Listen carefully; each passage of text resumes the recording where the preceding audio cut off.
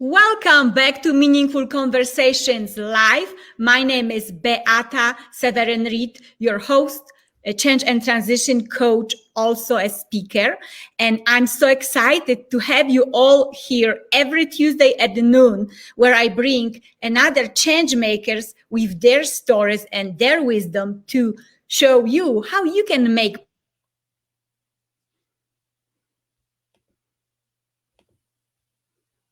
I have this wonderful, I hope you can hear me. I think I lost you for a second. Today, I have a wonderful guest. Her name is Jacqueline Pena. And Jacqueline, she wears so many hats, business hats, education hats. So I will let her tell you Jacqueline, what do you do actually? How do you help people to make change in their life? How do you help people to how do you bring transformation in people's lives? Yeah, this is a great question. Well, thank you for having me on the show, first of all, and to everyone watching, thank you for listening to this conversation. I hope you get a lot out of it. A lot of my work is really under this purpose of empowering others to succeed. That's really my drive. I'm an educator at heart. So I'm always, I love the classroom. And in terms of the work I do, I'm always trying to find ways to help people find their purpose, develop their missions, achieve those missions, achieve their goals, and build on their successes, right? Empower people to succeed. And I do a lot of that through my podcast offering, and that was on my podcast, and that'll be airing soon, and trying to find some great advice, tools that we could all use to improve our lives and to live better lives. That's in the Coffee and an Interview podcast. I also do a lot of consultant work with schools and companies and organizations to help them with their goals, very project-based kind of work. Success coaching, helping individuals really understand what is the why, what's my purpose, and how do I achieve the goals? What are the right goals? Am I chasing the right goals? And how do I achieve those? And in my writing, it's the same thing. I focus a lot on discovering your strengths, on growth, on reflection, on personal development. And same thing with our book clubs, Discover Your Strength Book Club. We have a leadership club and a fiction and nonfiction novel club, looking at how do we discover our strengths through the narratives of these books that we read, where characters are discovering their own strengths as well. So everything's under this framework of empowerment and discovering our strengths, and then using that to empower others. Right, that's right. So I think the main key word for Jackie is empowerment. I love that. And I love because you empower through education. And most of us grown up being taught that the importance of education is like no even a question. You should go to school, you should graduate, you should get job according to whatever you study, which is never happening almost, but you just should be educated. So can you and by the way, you also been a dean for years, yes? So you have been dedicated to the traditional education system for 20 years, including 5 serving as a dean. What made you decide to change the paths? Because you are not anymore in the academic settings. That's true. Correct. So leaving that dean position was really difficult, but timing was one of the big keys. There were lots of changes going on in my personal life, and I knew that I wasn't going to be able to balance the personal life with some of the work outside of the organization and my work as dean, where I had multiple hats and responsibilities. So I made a strategic move to leave that position, but with enough notice to build a team that I left behind and to hire a dean to take my place. So it wasn't like one day I said, I had enough and I left. It was more of, okay, I think I need to make a life transition. Let's start planning this out 6 months in advance. I'm one of those planners. But I still teach. I still work with a lot of these schools that I worked with before. I'm still very much about traditional education, but also non-traditional education, by the way. So I'm sure there'll be lots of questions about that. But life is complicated. We just got to make some choices and roll with it. Okay, so now it's gonna be kind of tricky question, I believe, but you are ready for that. So Thomas Jefferson said, knowledge is power. with your academic background, what kind of knowledge is the most important that we are not being taught in a traditional settings? Ooh, that's a good one. I think we've lost touch in our schools and our curriculum with what I would call some essential skills. Some people might call them soft skills, but beyond that, I'm thinking financial literacy, entrepreneurship. Now that's coming in, but how to be creative in the mindset of entrepreneurship, creativity itself. I think in a lot of ways with some of our K through 12 curriculum, we have some amazing teachers who do everything they can to really bring creativity out there and curiosity and research and things like that. But it's really hard with some of the curriculum we have mandated. So I think we've lost touch with some of that, and really inquiry-based learning and project-based learning, really empowering our children to come up with questions and run after those answers themselves. Because of time and other resources, I think we've lost touch with that. But there's so many essential skills, financial literacy, emotional intelligence. There's just so many other things that make you a successful human being in this society that we don't always get access to in our traditional educational formats. In some cases we do. Some schools have been doing amazing things with their curriculum and co-curricular programs, but nationally, it's not something that we're intentionally embedding across the board intensively for our students. I love what you just said, because what I do in my coaching, I call it life skills. Like I coach my clients basically life skills, and the number one skill that is so important for all of us, and that I truly believe we should learn since kindergarten, is independent thinking. So when we think for ourselves, we don't have to really rely all the time on the others. So then what you mentioned, we choose the right goals, we have the right mindset for becoming an entrepreneur, we make better decisions. But let's go back to you. I was just like, oh my gosh, yes, she's talking my language. And in the meantime, I want to just say hi to Garlene, which is with us. Hi, Garlene. Oh, hi, Garlene.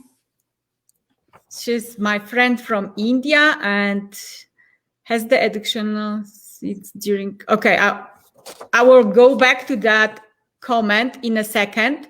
Right now, I have another question for you. So, what is the difference between education and self-education? Because I think sometimes it's confusing. That's interesting. So I think you're doing a great thing there. We have to come up with an operational definition. And I think most times when we say education, we mean traditional education, right? Or brick and mortar, even though now we're thinking much more virtual, but in an actual school with classes, curriculum. And if you're going to use that, if you use that definition for education, I personally use a broader one, but if that's the definition we're going to look at, self-education is when you on your own seek the knowledge and skills that you need to meet the goals that you set for yourself.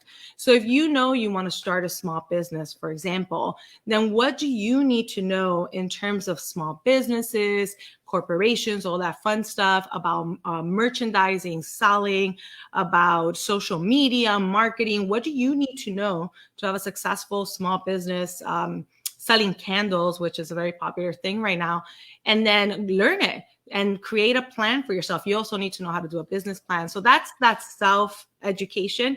I think if you decide to label education as traditional schooling, then self-education in this case would be where you determine your goals and then you determine what you need to know to get there. And it doesn't always have to be through research and videos and courses that you can get through Coursera or Udemy, but you can also look at for coaches to help you through the process. There are lots of books out there, and YouTube is amazing. I mean, what YouTube is now is not what it was when it first came out. I mean, people learn so much there, but really there are a lot of opportunities for you to learn what you want to learn.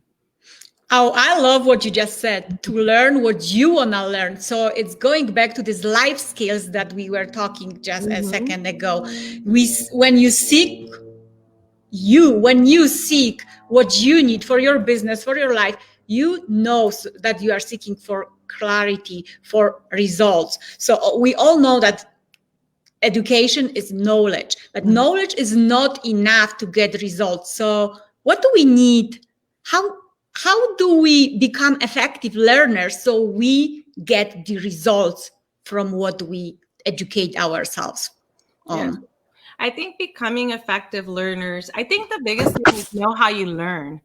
I know I have energy issues. I can't sit in front of a computer and take a class online for 3 hours, maybe in person because I'm interacting with students and moving around, but I can't do that at home. So you have to know what kind of learner you are. I need to be able to apply what I'm doing.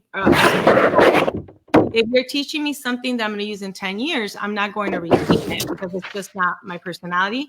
So you need to know the kind of learner you are, and that'll help you determine how to best move forward. If you know that you can't sit still in front of a computer and watch videos for hours and hours, space it out. Maybe do a 30-minute class and then come back then 2 or 3 hours and do the next class. If you know you learn better through reading, get some books. You can get some wonderful books. You can borrow books through your library for free.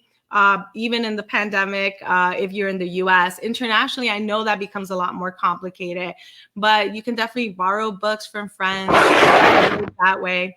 And I form groups. So if you want to start, I'm going to go back to the small business. If you want to start a small business, right? Because a lot of people want to start a side hustle and you're trying to learn those things, you can also learn with a group. Form a little WhatsApp group, form a little Facebook group, form just a group where you talk every week about a new topic and you're all doing research and sharing what you learn. You can create the learning experience that makes sense for you. If you're trying to move away from a traditional educational structure where you're saying, I'm not going to get a bachelor's degree to start my small business. I already have one. I just want to learn what I need to meet my goals, to reach my goals. Wow, that is wonderful what you just said. We just have to know what kind of what kind of learners we are. I cannot, yes, I'm like spending 3 hours up front of computer. I'm like this, all over. So yeah, I have to move. So thank you for that advice. And before I go to the next question, I just want to say thank you for all listeners that are with us. We have Eric, my sister Marta. We have Garlene, still Michael, and I just want to all of you encourage you to ask questions. Today, we talk about the power of education. And if you do have a question to the expert, which is with us, I have a question. What does learning mean to you? Okay, here we go. I know that we had a question before that we can address as well. But... yeah. Oh, which question? From Garlene? Mm-hmm. Okay, so maybe go with, I have what does learning mean to you? And I will find the other question. And in terms of learning, that's a great question and a tough one because learning is literally, for me, getting any knowledge, skills, anything in me and being able to, ideally being able to use it. But we can learn through so much. Most of my learning comes from people. Conversations with people, talking over a cup of coffee and asking questions and learning from them. You can learn every day. And a lot of the work I actually do with my reflection work is based around daily lessons learned, because I believe we learn something new every day or relive an old learned experience or something old that we've learned but we've forgotten. And so going through that motion of reflecting, what did I learn today? And every day you'll be surprised. You'll learn something new or remember something you have forgotten that you learned a long time ago. Life lesson about yourself, about the world around you. And learning for me is very broad. It's always about just anything new I can bring to me as a person and can use or refer to or remember in the future. Anything that'll help me continue growing. Beautiful. Thank you so much. And Michael, hey, Michael, thank you so much for being here with us. And let's go to this Garlene question. Has the educational seeds during your growing age impacted your life more than practical experience? Or is it that both non-educational ways and education alongside made you evolve more into who you are, Jacqueline? Yeah, I think And I'm going to be honest, it's not an either or. So it's not traditional education, the Caesar traditional education versus the practical experience. It's actually a good combo pack. There's so much that you get from traditional education, including social skills and other essential skills. But there's so much you get and so much foundational information. And you also learn how to learn, what kind of learner you are. And there's a lot of great stuff you can get from there. But in the practical world, there's so much as well. In everyday experiences and asking people questions and signing up for that workshop and going to that webinar, there's just so much you can pick up along the way. And the key is not to do an either or life, but how do you bridge them? Because you learn certain things in traditional education, and now maybe you broaden that, or you added a new piece of information or skill base, or maybe you just see it from a different perspective. So you're always building and bridging together. But I'm going to be honest, I'm in my 40s. So I grew up in a more traditional educational setting. So the practical back in the day of applying everything to your real life, project-based learning, inquiry-based learning, that wasn't there as much. And I went to Catholic school. So it was a very traditional education where you remember a lot of things and wrote a lot of papers. And there was some room for creativity, but it's not the same as the possibilities we see today. So it also depends on when we're looking at it. My education was a little bit more limiting in the practical sense, but it doesn't mean that's just the way it was. And I think we've evolved in terms of education over the decades. And now you see a lot more opportunities for people to apply that inquiry-based learning, project-based learning. How does this apply to your life that we didn't see as much 20, 30, 40 years ago? Thank you so much, Garlene. I hope you got your answer right. And if not, you can always connect, and Jacqueline will keep explaining. And so my next question is, well, we are living in a really fast-paced world right now with a lot of changes. So according to what you do and your background, what is the number one skill these days that the new generation needs? So what direction they should go, keeping in mind the education?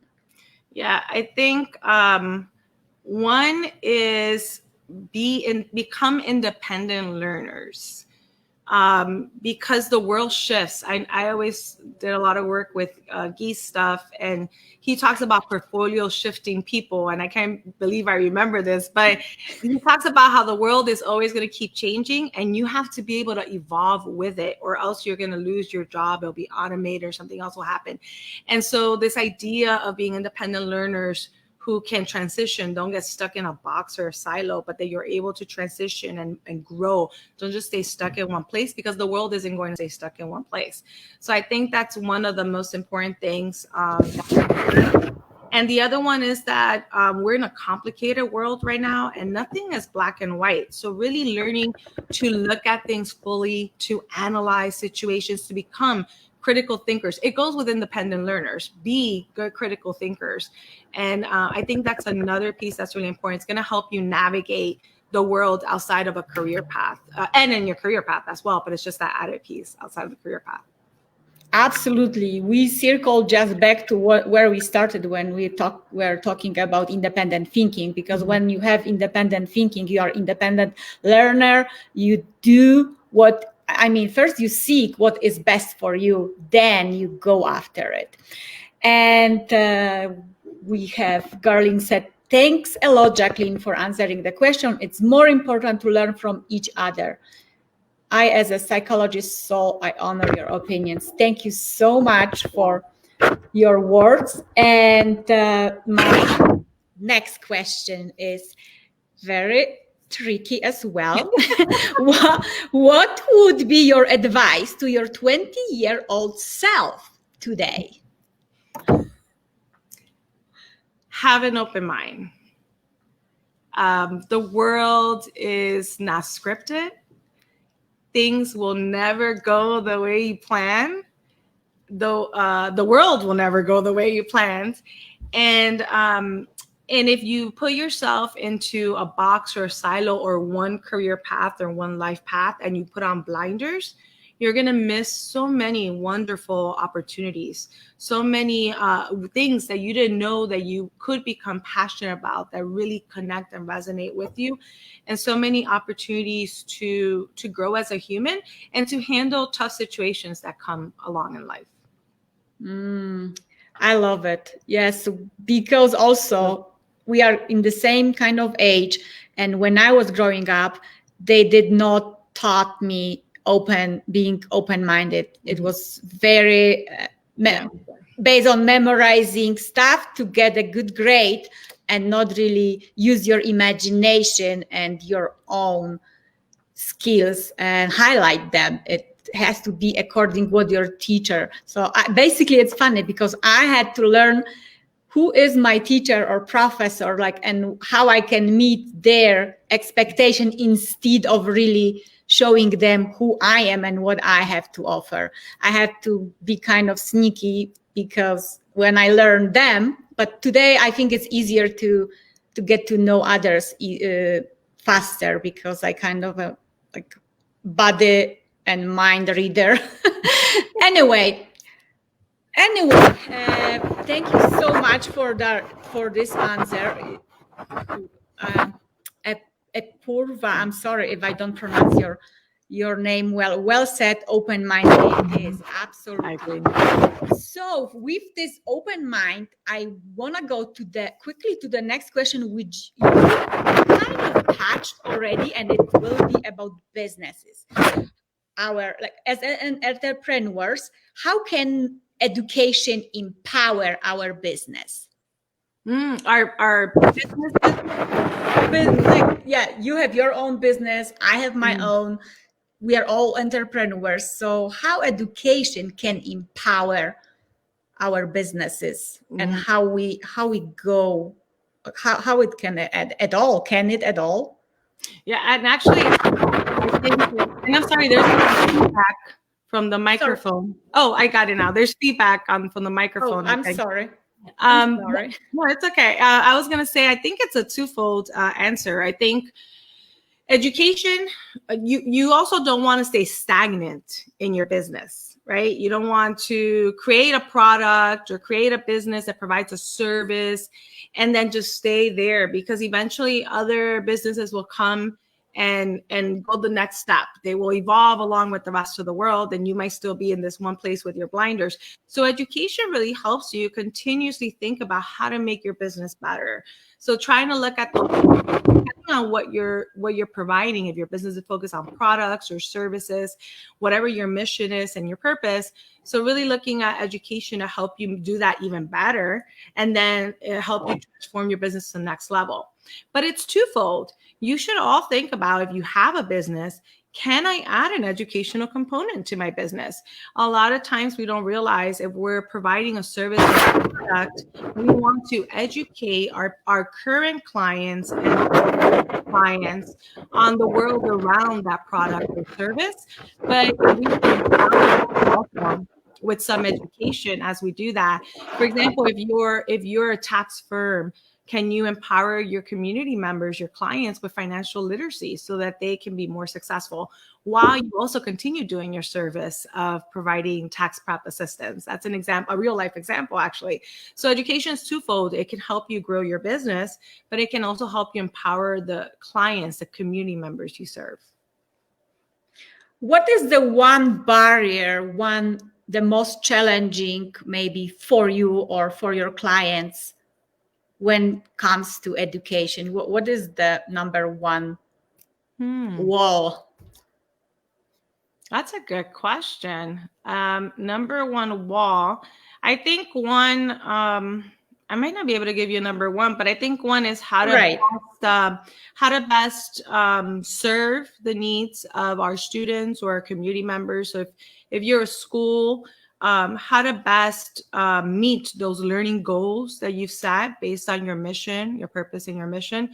If you're a small company, and if I'm working with you, it becomes how to best help your clients learn about the world that you work in, because you don't just want to sell a service, but ideally empower the community member as well. And I think a lot of times it's really what's the best way to do it. We're overwhelmed. Social media is just, oh my goodness. It has so much going on that even marketing in social media has become complex now because of it. Everything, there's so much on Netflix. There's so much going on. There's just so much going on at once. And so how do you get people's attention? And then how do you best help them meet those learning goals, whatever those are? I think that's the biggest challenge in terms of whether you're a school or you're a company and you're trying to educate others. Absolutely. What you just said, there is so much noise out there that it's really hard to go through with your message and your mission. That is so very true. And it's for everyone, not only business owners, but even, for just an average person. Okay, so what would be your free advices or maybe free steps for everyone who would like to use education as empowerment for themselves? That's good. I think my first bit of advice is figure out your why. This is a very popular thing to say now, but it's actually been around for a long time. What's your personal mission? What is it that you're trying to achieve? And what's your purpose? What's your purpose out there? And then once you have that, what are your goals? I think a lot of us chase the wrong goals. We don't even take time to reflect on how we got to where we are and where we truly want to go. That's why I love the daily reflection for 30, 90 days at a time, and then taking a step back and seeing what you learn from that. Because I think we end up chasing the wrong goals, and that helps you frame your goals. So what's your purpose, your mission? And then what are your real goals? What are the right goals for you? And once you determine that, then you can say, what kind of learner am I? How am I going to get this best? And I would try combinations. Even if you think you're only a book learner, just try an online course or a webinar short just to see if it works, because how we learn changes as we get older and we get exposed to other learning ways and with all the social media and the videos. So definitely figure out how you best learn, and then find some tools to help you. And don't be afraid to connect with others. Someone talked about, we learn so much from each other, from other people. I agree. I think you really don't want to do this alone. Find someone who's interested in the same things and connect, even if it's once a week or once every other week with a cup of tea or coffee, to talk about what you've learned so far about small businesses. Support each other, learn from each other, and share what you're learning from the outside sources. Absolutely. And I have to ask this question because you already said it a couple of times. What are right goals? You are talking about the right goals. What are right goals? How do we know that they are right? Yeah, so I think that's the hard part. It's so individualized. I think you have to really understand who you are. You really do. Okay. And you have to understand then what your purpose is. What's the thing what's your purpose and your passion? I never mentioned passion, but for me, those actually overlap. Maybe not completely, but if your passion and your purpose, you find that middle ground, and that'll help you determine what are the right goals. The other thing is, don't think goals, oh my God, let me create 20-year goals. I mean, it's good to have a vision. So you could create your own vision statement if you want. It's good to have a vision of where you want to be in 20, 30 years. But life, remember, we're not going to stick to these blinders. Life is not going to be scripted and straightforward and narrow. So we want to make sure that we create short-term goals with milestones. What do I want to accomplish in the next year? You don't have to put all this pressure about 5 years, or even just in the next month, and just break it down. That'll help you stay on track, but also help you stay open to other possibilities and things that might, come along the way that you never expected were actually much better fits for you. I love what you're saying, because what jumps out of it is be flexible. Yes, set the goals, but be flexible. And a couple of weeks ago, I had actually Michael Richman here as a speaker, and he talked about thinking in projects and making these goals in chunks, to put them in chunks. So basically, it's what I hear from you too. You can set 5 years goal, but make sure that they are, you cut them in a shorter terms, and it might change. And it's okay that it's changed, because we all change, and adjustment is, I think, one of the number one skills, life skills and business skills these days. Thank you so much, Jacqueline. If anyone has questions, please ask now. And in the meantime, I want to ask you how our audience can connect with you. What is the best way to find you and get to know you more? Definitely. You can always reach me on my website, and there you'll have my email, my social media, JacquelinePena.com. I see you flash my Instagram. I'm on Facebook and Instagram as Jacqueline Pena, so definitely find me at Instagram. You can say it's at Jackie at Discover Your Strength. My email is Jacqueline.Pena. Pena in English, but Jacqueline.Pena@hotmail.com. So you can always email or Facebook or Instagram with any questions or anything you need, especially as you go on your educational journeys and you're determining what are my goals, what's my purpose, my passion, my goals, and what should be my learning objectives. What should I be looking for in terms of my educational journey? You heard, you know how to find her. Please do it, definitely. And if you can leave us with some empowering message, we would be very happy. The journey is not over. We have this amazing journey, and keep an open mind and always think, what can I learn today? What can I learn today? You'd be surprised. We as humans, we're meant to always be learning, growing, evolving. So just take that time to reflect for a few minutes. What did I learn today? And to continue learning goals. It's never too late to learn something new or to learn something new. I grew up in that mindset that once, you pick your career and you go into your 20s and that's it. And it's not. It's not, because you have all these other decades in front of you. Definitely try new things, learn new things. So keep an open mind. Enjoy life. Enjoy the learning journey. If you're not enjoying the journey, then you might not be chasing the right goals, or might not be the right thing for you to learn. So make sure you enjoy the learning journey itself. It shouldn't be torture. Make sure you enjoy the journey. Oh my gosh, I love it. So powerful. And thank you everyone who was with us here today. Jacqueline, first of all, I supposed to call you Jackie. She prefers Jackie. Sorry, I'm so official. No, but it sounds so sexy. Anyway, thank you so much for being here with us. I highly encourage everyone to connect with you, because you are a really powerful person. And I was on one of your podcasts, so it's also another conversation. Listen to her podcast, find out what she is doing. And please join us on this journey where we empower each other. And I would like to leave you all with the thought that I find very empowering for myself. If you want to live the life you want, or if you want to grow and experience life to the fullest, you need to take your education and your learning into your own hands. Please share this message with everyone who you think could benefit from it. Please like, comment, and share. Subscribe for my YouTube channel. Let people know that positive change is possible, because we have all these change makers here every Tuesday at noon showing you that life is a journey and you can enjoy it. Thank you so very much, everyone. Thank you, Jacqueline, again. See you next week. And everyone, Fanny, Gabriel, oh, hello, he just joined us. Gabriel, we were talking about the power of education. Please listen to the show and let us know what you think. Gabriel, actually, I think is coming next week. He will be my guest. So I invite everyone, Tuesday at noon.